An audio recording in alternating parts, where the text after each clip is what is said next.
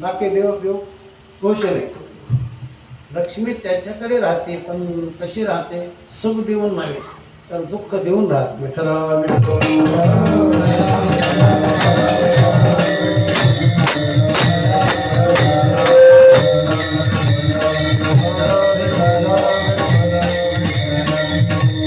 जीवनामध्ये देवाला धरावं, देवाला धरावं. देवाला धरले की लक्ष्मी आलीच.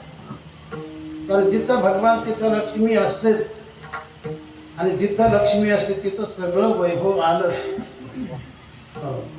निश्चित आहे.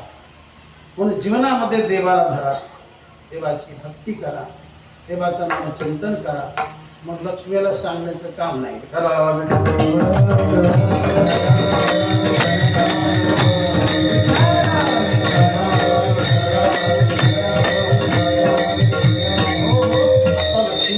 तर लक्ष्मी समुद्राची मुलगी.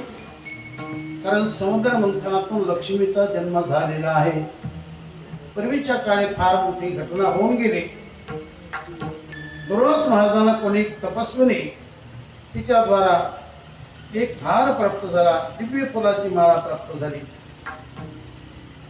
आपल्या घरी संत आले, म्हणत्या तपस्विनीला फार आनंद झाला आणि काहीतरी संतांचा सत्कार करावा या निमित्ताने त्या तपस्विनीने पूजा करून त्यांच्या गळ्यामध्ये हार घातला. दुर्वास महाराज निघाले. पुढे तर इंद्राची आणि दुर्वास महाराजची भेट झाली. महाराजांनी विचार केला, आपलं जीवन संत जीवन, आणि संत जीवनामध्ये विषय भोग नको आहे. जिथं भोग आले तिथं संत पण राहतो. भोग हे चांगले नसतात. भोग म्हणजे रोग. सर्वांनी जपून राहावं. विठ्ठला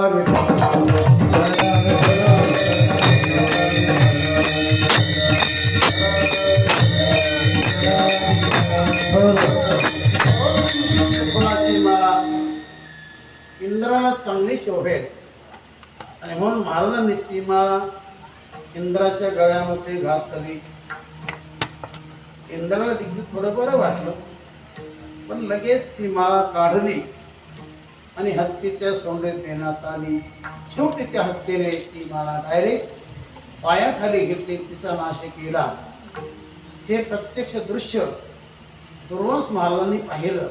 इंद्राने आपला अपमानच केला. त्याचं कारण तो फार उन्मत्त झाला. कशामुळे? संपत्तीच्या द्वारा. त्याच्याकडे फार संपत्ती, त्याला स्वर्गाचा राजा आहे. त्याला फार मोठा गर्व झालेला.